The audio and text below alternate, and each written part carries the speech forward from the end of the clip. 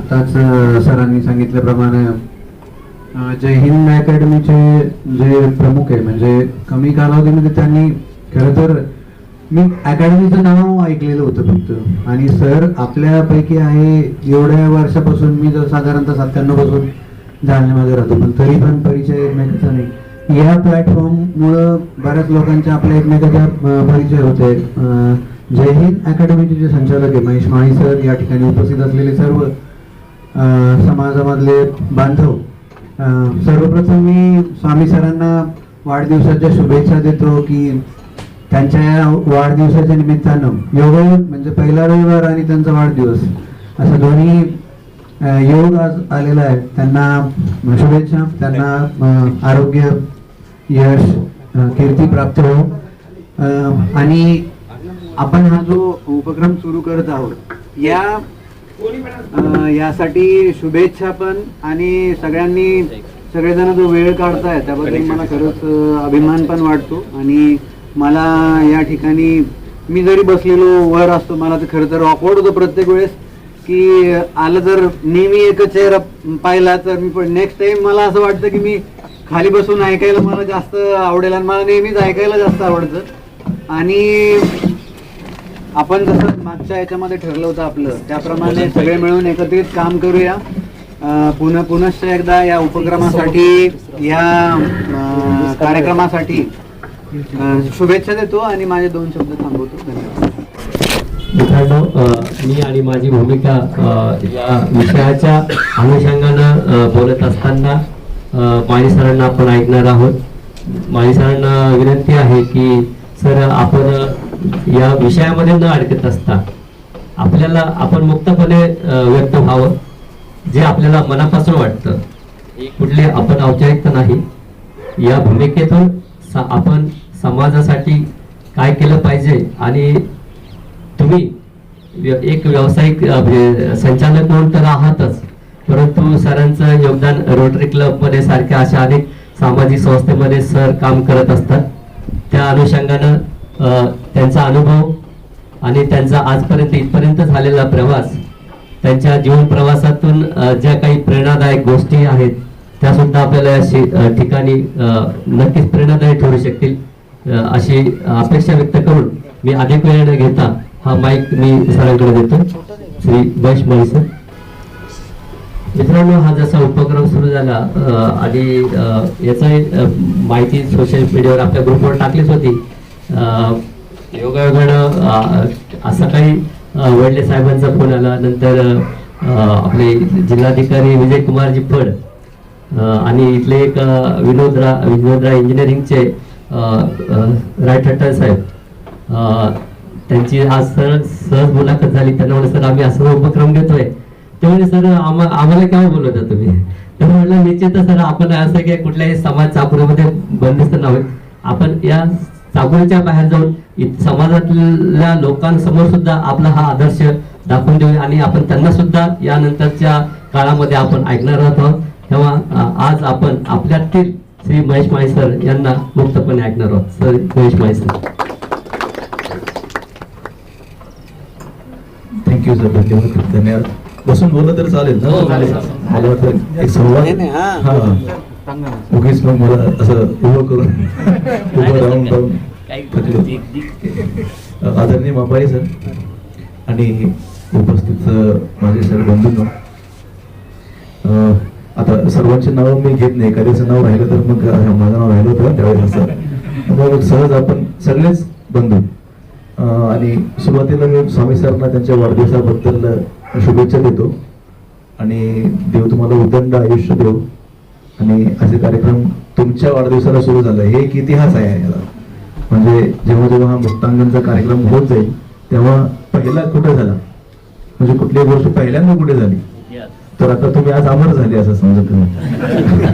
आणि जेवढं या कार्यक्रमामध्ये ना हा पुढे होत जात जाईल अशी तुम्ही आता प्रार्थना करा की हा कार्यक्रम असा मोठा होत जाऊ, मोठा होत जाऊ. त्यामुळे मग कसं मग तुम्हाला सुद्धा त्यामुळे प्रसिद्धी लागेल. आणि प्रत्येक कार्यक्रम मग पहिला तिथं झाला होता, दुसरा आहे ते असं असतं. तर तुमचं वाढदिवसाबद्दल तुम्हाला शुभेच्छा. वीर सरांनी सुद्धा कार्यक्रमासाठी खूप मेहनत घेतली. पण वीर सरांबद्दल माझ्याकडे एक कंप्लेंट आहे. सरांनी म्हटलं की सर तुमची एक्झाम आहे, आता कार्यक्रम आपण ठेवलेला आहे आणि तुमची एक्झाम आहे. मी म्हटलं सर सिलेबस द्या. मग त्याने सिलेबस पाठवून दिला आणि आता पेपर चेंज केला. म्हणजे क्वेश्चन पेपर मी काढून ठेवला होता, सगळी तयारी केली होती, आता त्यांनी पूर्ण क्वेश्चन पेपरच चेंज केला. आता मग म्हटलं तर मी काय बोलणार. आणि एक गोष्ट बरं झाली सर, म्हणजे मी तयारी नाही केली. मी जेव्हा मग तुमचं जेव्हा सगळं सिलेबस आलं, मी म्हटलं आता काय बोलायचं. सरांनी सांगितलं की मग तुमच्याबद्दल बोला, म्हणजे तुम्ही कसे घडले, तुम्ही कुठून आला, तुमचं बॅकग्राऊंड, तुमचं शिक्षण, तुम्ही शिक्षणाच्या व्यवसायाकडे कसे काय वळले, तुमच्या व्यवसायाकडे पाहण्याचा दृष्टिकोन, समाजाकडे पाहण्याचा दृष्टिकोन. बघा मला प्रश्नपत्रिका पूर्ण अशी पाठ झाली पूर्ण. सामाजिक दृष्टिकोन कसा आहे, शैक्षणिक क्षेत्राकडे, समाजासाठी तुम्हाला काय करावं वाटतं, समाजाकडनं काय अपेक्षा आहेत, समाजातील मुलांसाठी काय करायला पाहिजे, वगैरे वगैरे वगैरे. आणि आता त्यापैकी किती सांगितलं त्याने? काहीच नाही सांगितलं त्यांनी.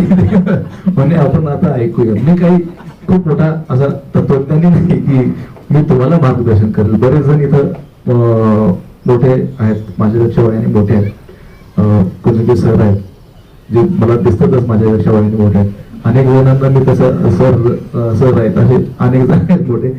आणि मुलगी सर दिसत नाही मोठे, पण मुलींचे लग्न करून बसलेले आहेत. आपण त्याच्यासमोर लहान आहे, आम्ही काय तुम्हाला मार्गदर्शन करणार. ओके, मोबाईल सर पदाने एवढे मोठे आहेत. तर मग मी तयारी करायला जेव्हा बसलो तेव्हा काय बोलायचं, आपलेच लोक आहेत, त्यांना काय सांगायचं.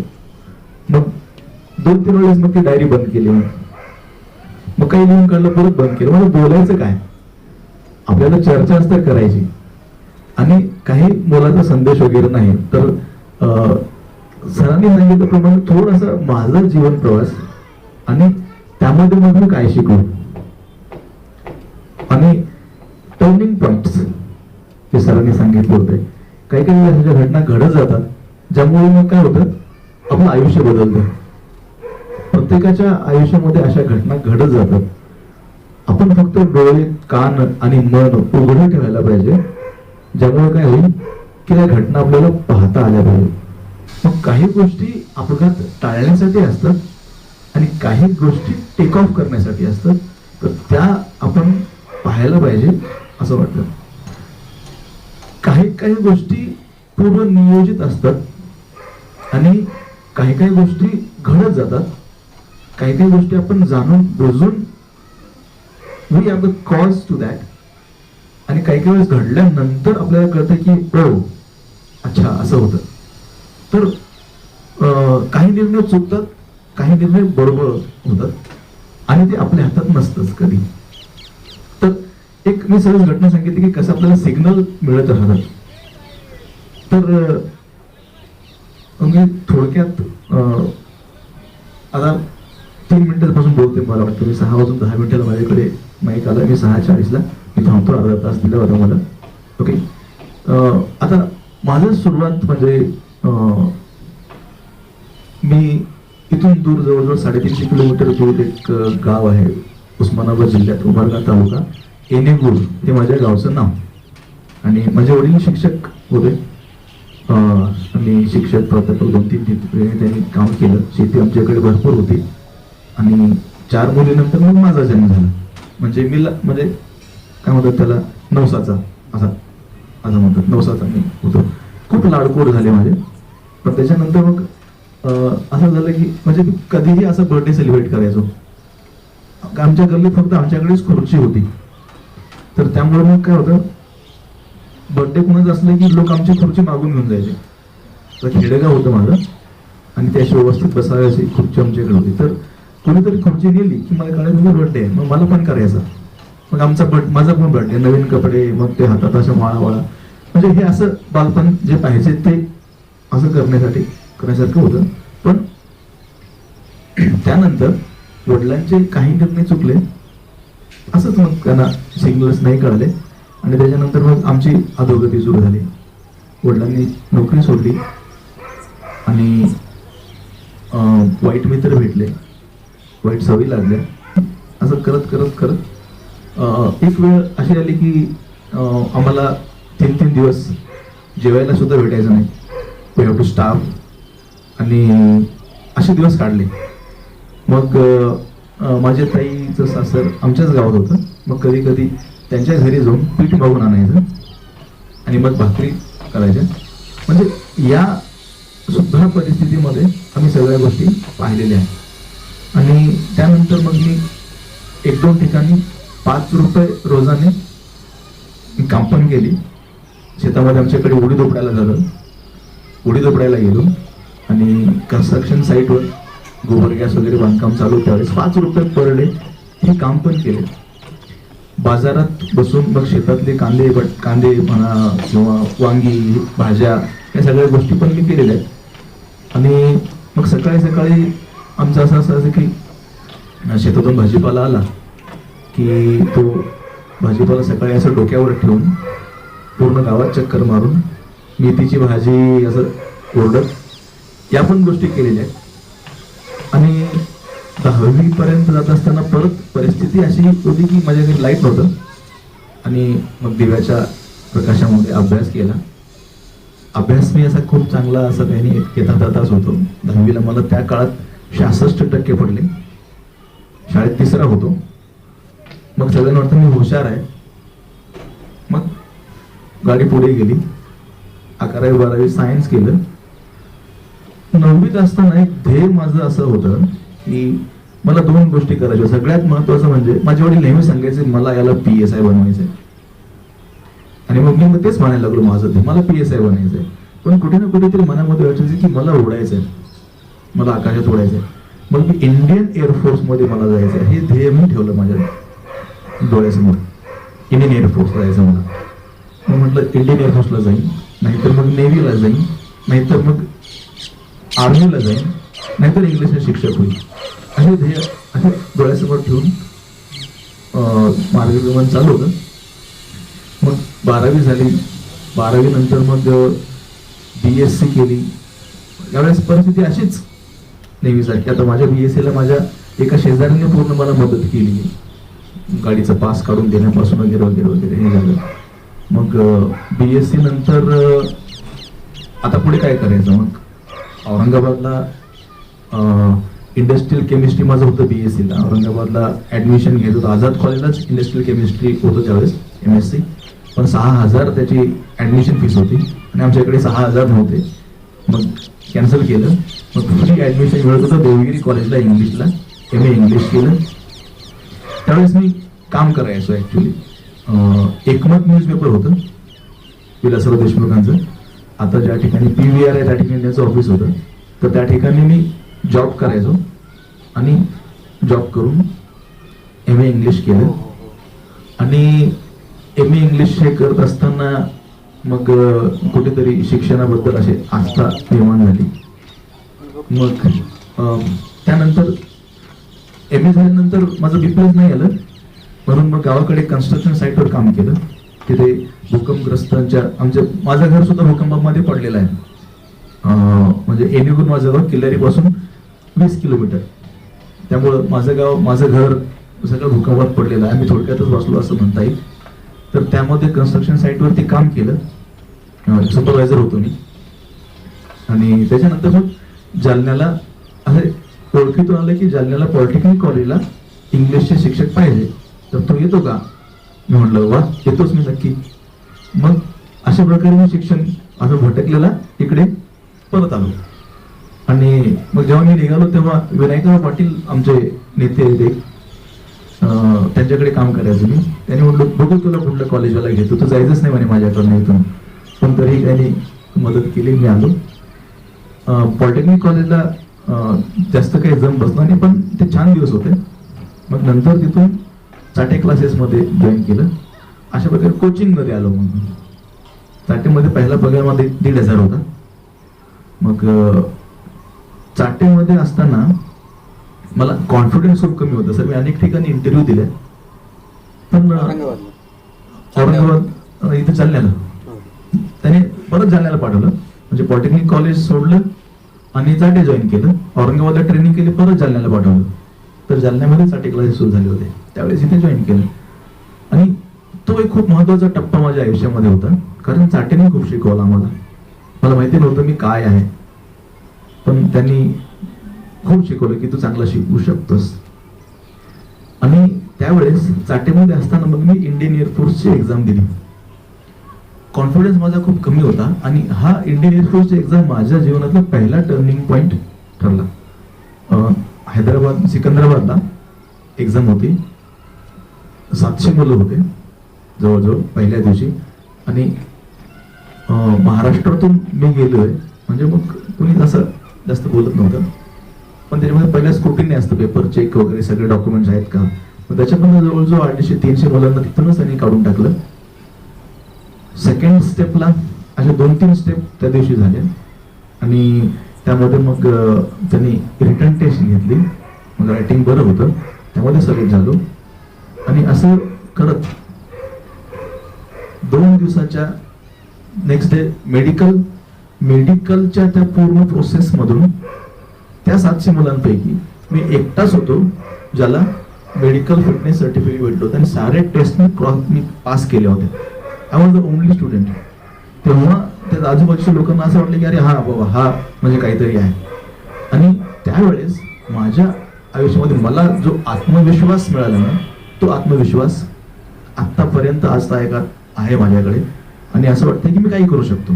त्याच्या आधी काही करू शकत नाही असं होतं, पण तो आत्मविश्वास. त्याच्यानंतर मी एअरफोर्स मध्ये गेलो नाही, कारण त्याच्यानंतर परत तिथे मेरिट लिस्ट लागते. मी तरी सगळे गावात पेढे वाटले होते मी की मी एअरफोर्सला जॉईन झालो म्हणून. वडिलांनी पेढे वाटले, असे पण मित्रांच्या पार्ट्या झाल्या. पण परत जेव्हा मी तिथे गेलो पाहायला, लिस्ट पाहिली, त्या लिस्टमध्ये माझं नाव नव्हतं. आणि माझ्यासोबत एक मुलगा बेंगॉलचा होता, तो रिजेक्ट झाला होता, त्याचं नाव लिस्टमध्ये होतं, माझं नाव नव्हतं. तिथे ढसाढसा रडलो मी, कारण तिथे खूप मोठं स्वप्न माझं तुटलं होतं. मग तिथले ऑफिसर्स वगैरे समजा परत प्रयत्न कर, काय फरक पडत नाही म्हणे, परत प्रयत्न कर. मी परत आलो. पण ती घटना जी घडली त्याचा फायदा हा झाला की कॉन्फिडन्स खूप मोठा मला त्यावर भेटला. काहीही करू शकतो हे त्यावेळेस मला समजलं. नाहीतर आधी 10 जण जरी इंटरव्ह्यूला आले असले तरी मला असं वाटायचं की अरे 10 जण मध्ये माझा कुठे नंबर लागणार, पण 700 मध्ये लागू शकतो ना, तर इथे पण लागू शकतो. तर this is the first thing that happen. आणि त्याच्यानंतर चाटे क्लासमध्ये असताना एक स्टोरी मी ऐकली होती, दिस विल चेंज. तर त्याच्यात वाटायचं की चाटे सगळं चांगलं करेल, पण दिस विल चेंज ही स्टोरी जेव्हा मी ऐकली तेव्हा परत मला सगळंच बदलून गेलं. म्हणजे जेव्हा आणखी एखाद्या वेळेस जेव्हा आपण अशीच बसलेला असतो त्यावेळेस स्टोरी सांगेल, कारण ती मोठी स्टोरी बरीच. आता एखाद्या वेळेस युट्यूबवर मला मुलं सांगतायत की सर टाका युट्यूबवर, टाका युट्यूबवर. जेव्हा मी रेकॉर्ड करेल तेव्हा नक्कीच ती शेअर करेल. That is very amazing story. आता माझ्या घरी तुम्हाला दिस विल चेंज दिलेलं दिसेल, माझ्या इथे गोंधळलेलं पण आहे दिस विल चेंज. माझ्या कारवर तुम्ही पाहाल तर तिथे दिस विल चेंज दिसेल. क्लासवरती माझ्या ऑफिसमध्ये दिस विल चेंज असं लिहिलं दिसेल. त्याचा एक अर्थ असा आहे की हे बदलेल. Nothing is permanent in life. मग हे जे चेंज होतात, मला तुम्हाला सांगायला आवडेल की हे चेंज होतात ना, ते कधी कधी आपण घडवतो आणि कधी कधी ते आपोआप घडतात. पण जेव्हा आपण घडवत नाही तेव्हा ते आपोआप घडतात. त्यामुळं आपल्याला पॉझिटिव्ह व्हायला लागेल. मी जेव्हा क्लासेस सुरू केले तेव्हा पहिल्या दिवशी माझ्याकडे एकही मुलगा नव्हता. मग आता तयार होऊन जाऊन बसलो, एकही मुलगा नव्हता. म्हणून आता काय, तेव्हा ती स्टोरी जी होती ती म्हणे this will change, keep it up. मग नंतर एक मुलगा आला, आता एकच, दिस विल चेंज. मग असं वाटायचं की काल एक पण होता ना, आज एक आहे ना, चेंज तरी आहे ना. मग ते 1चे त्या वर्षी 20 झाले, मग 20चे 35 झाले. असं करत करत माझ्याकडे जेव्हा 500 मुलं आले तेव्हा परत तोच विचार माझ्या मनात आला, माझ्याकडे 500 विद्यार्थी आहेत, इंग्लिशमध्ये माझ्यापेक्षा जास्त विद्यार्थी कुणाकडेच नाही जालन्यामध्ये, आय एम द टॉपर. मग तेव्हा ते म्हणते दिस विल चेंज. तू इथे आहे ना, इथे पण जाऊ शकतो, दिस विल चेंज. इथे आहे ना, इथून इथे पण जाऊ शकतो, दिस विल चेंज. तर जे तू करतोस तेच कर. आणि मग परत मी कुठे गेलो तरी परत येतेच येतो. तर आज माझ्याकडे जवळजवळ 700 ते 800 विद्यार्थी शिकतात. मग आता माझ्याकडे एवढे विद्यार्थी शिकतात, माझ्याकडे इंजिनियर्स जॉब करतात, मग परत वाटतं दिस विल चेंज. मग हे चेंज कुठं असतं? तुम्ही गायब झाले त्यापेक्षा मग तुमचे पूर्ण देशभरात तुमचे ब्रँचेस आहेत. तर हे स्वप्न आहे की आपल्याला फक्त इथेच नाही, जसं कोटा एक ब्रँड आहे, जालना ब्रँड बनवायचा आहे. यावर्षी खूप मोठे माझे प्रोजेक्ट होते, तर ते प्रोजेक्टचं काम चालू होतं, पण कोरोनामुळे मग आम्हाला असं बरंच मागं यावं लागलं. तर परत जेव्हा सगळं नॉर्मल होईल तेव्हा त्यावर काम चालू राहील. तरी this will change is the second biggest change that occurred in my life. तर या सगळ्या प्रवासामध्ये ना अनेक जण भेटले, काही जण शिकून गेले आणि फेल पण अनेक वेळा झालं. नवीन प्रोजेक्ट सुरू केले, मी फेल झालो, सगळंच झालं. यामध्ये काही गोष्टी लोकांचे जेव्हा आपण विचार ऐकतो तेव्हा खरंच त्यांचा प्रभाव आपल्या विचारावर पडतो. तर त्यामध्ये स्टीव्ह जॉब्सचं एक वाक्य जे मी स्वतःला नेहमी विश करत असतो. त्यांनी स्टॅनफोर्डमध्ये एक स्पीच दिली होती. ती स्पीच खूप फेमस आहे, कनेक्टिंग डॉट्स म्हणून. तर तुमचे काही जण ऐकले असेल, वाचली पण असेल.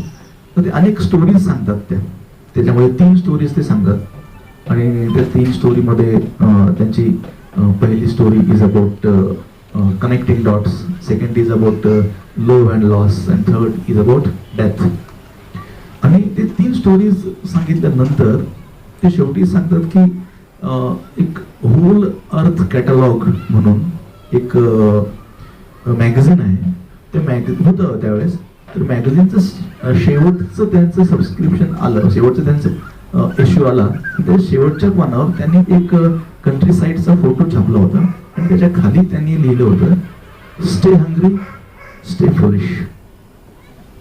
आणि that is what I wish my self.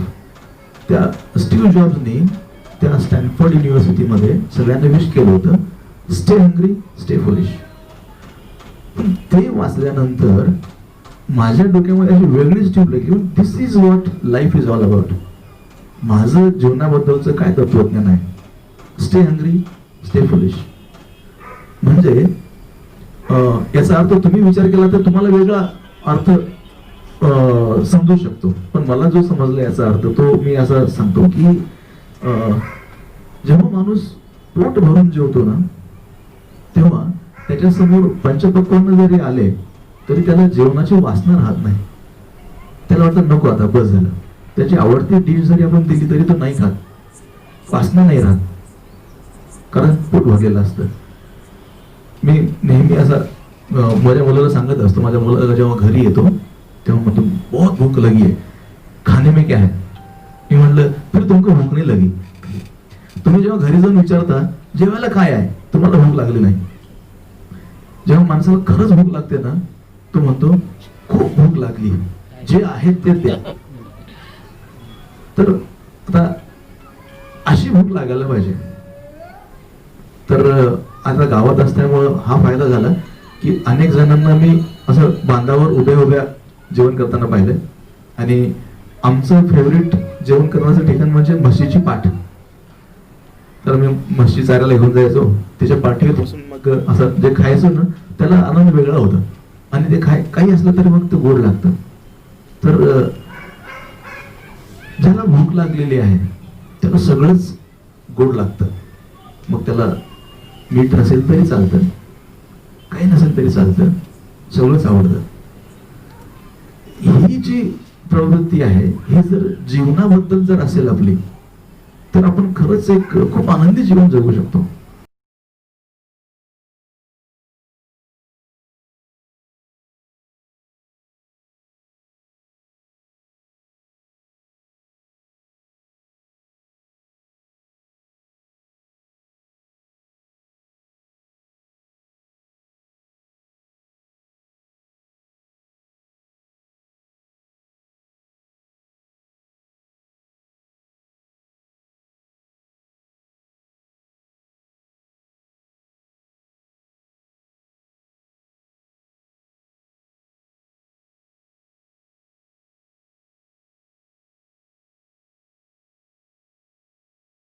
मग अशा लहान लहान गोष्टीमध्ये सुद्धा तुम्हाला आनंद सापडतो.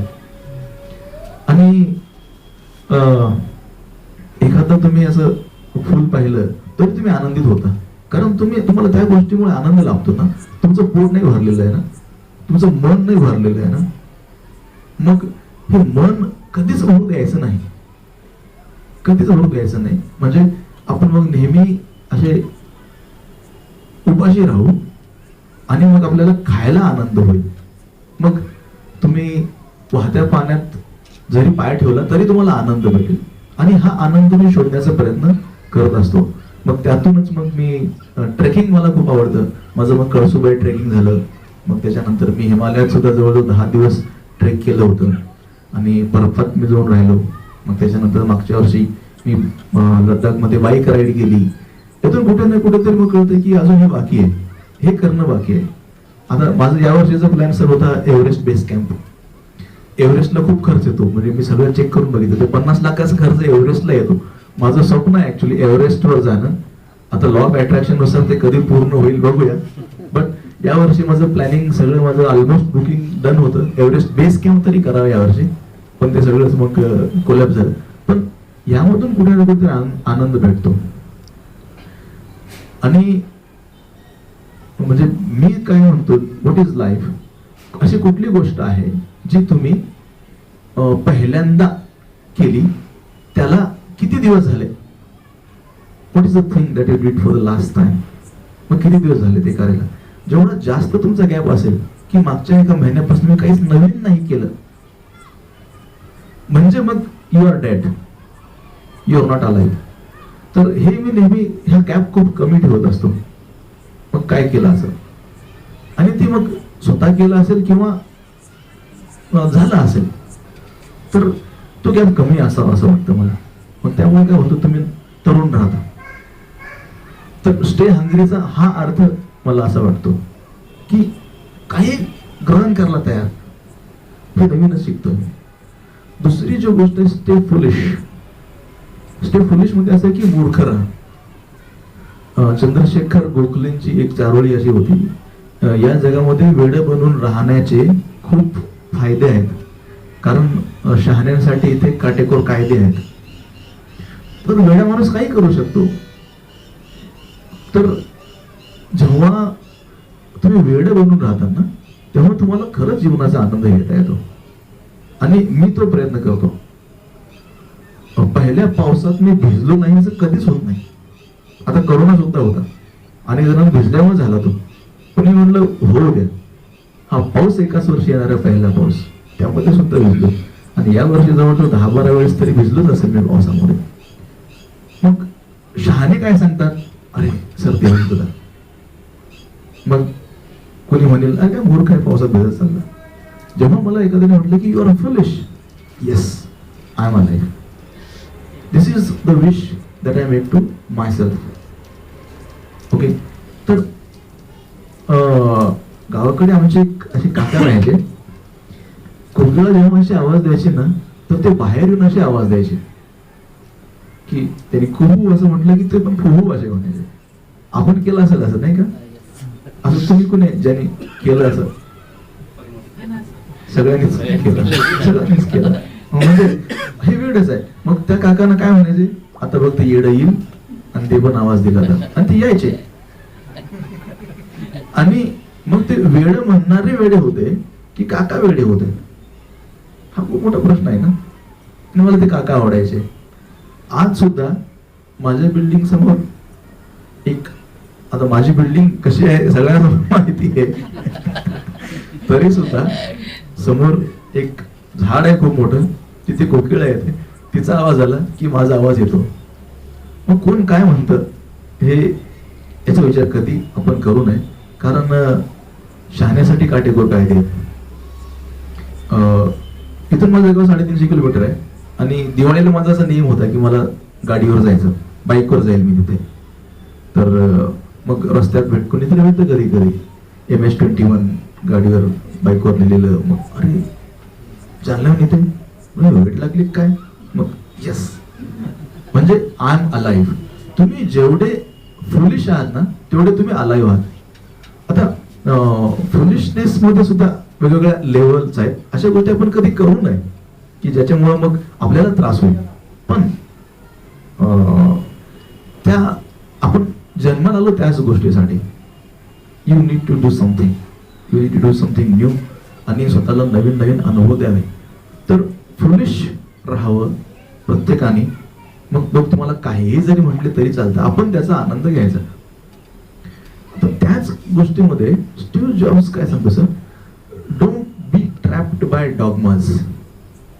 खूप सुंदर स्पीच आहे, तुम्ही ऐकू शकता ती. Don't be trapped by dogmas. Dogmas means living by the opinion of other people. दुसऱ्यांच्या ओपिनियनवर तुम्ही जगणार. म्हणजे दुसरे काय म्हणतील. एखाद्याला विचारतं मला शर्ट कसा दिसतोय, त्याने म्हटलं यार नाही खरं चांगला दिसत, मग आपण काढून ठेवायचं. असं कधीच नाही करायचं. मग लोक काय म्हणतील या गोष्टी जोपर्यंत आपण फॉलो करू तेव्हा तो पुढे जाणारच नाही. तर अनेक गोष्टी केल्या मी. अनेक वेळेस लोकांनी मूर्ख पण म्हटलं, पण it doesn't matter, it's okay, this is my life and I want to live it in my way. तर हे तत्वज्ञान जीवनाचं आहे सर मला. म्हणजे स्टे हँग्री, स्टे फुलिश. लोक काय म्हणतील इट डझंट मॅटर. आता शिक्षक असल्यामुळं वाचन खूप करता येतं. म्हणजे वाचावंच लागतं आम्हाला, जेणेकरून मग आम्हाला मुलांना जास्त चांगलं ते शिकवता येईल. तर यामध्ये मग अनेक लोक भेटतात. आणि त्यामध्ये एक कविता लिहिली होती जॉर्ज हर्बर्टने, आणि त्या कवितेचं नाव आहे पुली, द पुली. आता काही जणांनी 12वीत ती कविता अभ्यासली असेल किंवा वाचली जरी असली तरी हे असेल. खूप सुंदर कविता आहे. त्यामध्ये तो काय सांगू इच्छितो त्यालाच माहिती, पण मला जे घ्यायचं ते मी घेतलं आणि मग त्यानुसार मी फॉलो करतो. तर त्यामध्ये त्याने काय सांगितलं, तो सांगतो God at first made man and having a glass of blessing standing by. मग अशी कविता सुरू होते. भगवान म्हणजे देवाने मग असं जग निर्माण केलं आणि मग त्याच्या सगळ्यात आवडत्या त्या माणसावर त्यांनी त्याचे सगळे गिफ्ट द्यायचा निर्णय घेतला. Then strength first made a way, then beauty, pleasure, honour, wisdom, या सगळ्या गोष्टी त्यांनी दिल्या माणसाला. आणि शेवटी त्यांनी पाहिलं की when almost all was out, perceiving that of all his gifts rest in the bottom lay. म्हणजे त्या सगळ्या दिल्यानंतर त्याने जो ग्लास होता त्या गिफ्टचा ग्लास, तर त्याच्यामध्ये रेस्ट इन बॉटम ले म्हणजे सगळ्यात खाली रेस्ट होता. रेस्ट म्हणजे आराम. मग त्याने विचार केला माणसाला देऊ का मी. मग त्याने विचार केला मी जर रेस्ट माणसाला दिला ना तर तो सगळ्या गोष्टींचा आनंद घेईल आणि काम करेल, थकेल, थकल्यानंतर आरामाची गरज भासेल आणि तो आराम करेल. मग मी माझ्या सगळ्यात आवडत्या क्रिएचरला मुकेल आणि तो मला मुकेल, त्याला माझी गरजच पडणार नाही, कारण सगळंच त्याला दिलं मी. मग म्हटलं ठीक आहे, नाही याला रेस्ट नाही द्यायचा, माणसाला आराम द्यायचा नाही. जो जेवढा काम करेल, जो जेवढा थकेल तेवढा जास्त तो माझ्याशी भेटेल, कारण जेवढा थकेल तेवढा आरामाची गरज भासेल आणि जेवढा आराम त्याला लागेल तेवढा तो माझ्याशी कनेक्ट होईल आणि त्यामुळे तो आराम देत नाही. तर आता त्याच्यामध्ये हर्बर्टला, तो मेटाफिजिकल पोएट आहे जॉर्ज हर्बर्ट, तर त्याला काय म्हणायचं माहिती नाही, पण मला काय समजलं की बाबा देव देवाऱ्यात नाही, देव देवळात नाही.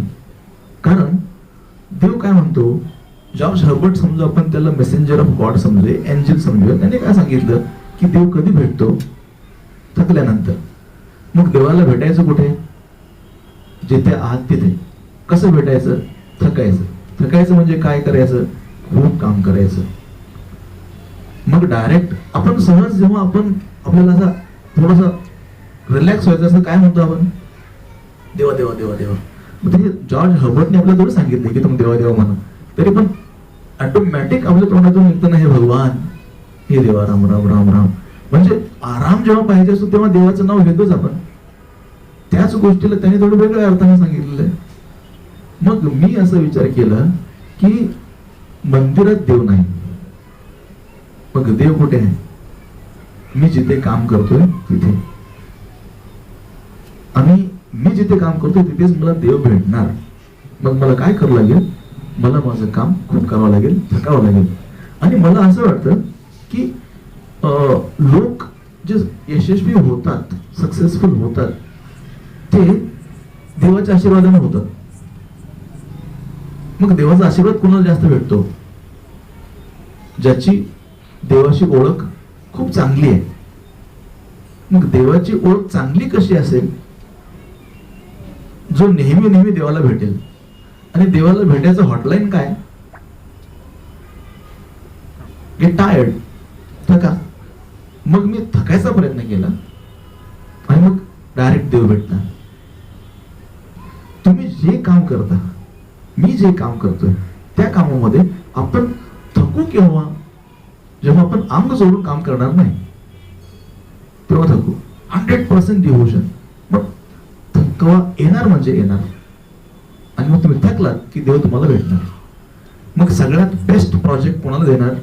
अरे वीर साहेब जे आहेत ना, ते नेहमी म्हणतात मला हा बेस्ट प्रोजेक्ट आहे. मग तो प्रोजेक्टवर सँक्शन करायच्या आधीच वीर सर आलेले असतात. सर मी थकलोय खूप, मला आराम द्या पडत. अरे आराम पाहिजे का? हा प्रोजेक्ट पण घेऊन जा. This is what I perceive life is. Get tired. आणि सोबत मला एक गोष्ट कळली की आपल्यापैकी अनेक जण, आपण म्हणून पण अनेक जण देवाला मूर्ख समजतात. आणि त्या गोष्टीची मला खूप चीड येते. मी नास्तिक नाही, मी आस्तिक आहे. पण मी म्हणतो की आता मी बोलतोय ना, देव बसला येतो, तो पाहतोय. यार तू खरंच सगळं बोलतोय, खरं बोलतोय का? तू पाहतोय, मग मी खोटं नाही बोलणार. असं म्हणतात की तुम्हाला जर खरंच जाणून घ्यायचं असेल की तुम्ही कसे आहात, तर हे पहा की तुम्ही एकांतात कसे वागता. कारण त्यावेळेस कुठं सेन्सर कॅमेरा नसतो ना. And that's what you are. तर अनेक जण कसं देवाला मूर्ख समजतात आणि त्या गोष्टीचा मला तिटकारा येतो. म्हणजे मी पैसे टाकले, आता तू काहीतरी कर. मी हे दान देतोय, आता तू काहीतरी कर. पण ते पैसे कसे आले हे देवाला माहितीच नसणार का? जे लोक साईबाबांच्या हुंडीमध्ये लाखो रुपये गुप्त दान म्हणून देतात, त्यांना काय दानाचा आनंद भेटत असेल? मग गुप्त दान म्हणजे देवाला दिसतंय ना. मग देवाला दिसतंय तर मग हे कसं कमवलं ते पण दिसतंय ना. आणि जर त्याला दिसत असेल मग ते गुप्त दान का?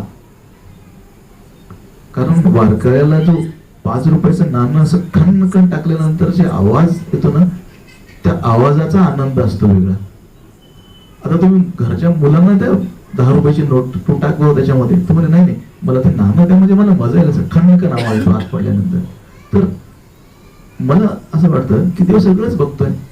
आपण काय करतोय, आपण कोणाला मूर्ख बनवतोय, हे सगळंच तो बघतोय. म्हणून मग जे काय करायचं ते तुम्ही ऑनेस्टली करावं. मी ऑनेस्टली करावं असं मला वाटतं. त्यामुळे सगळ्यांनीच ऑनेस्टली करावं अशी माझी सगळ्यांकडून अपेक्षा असते.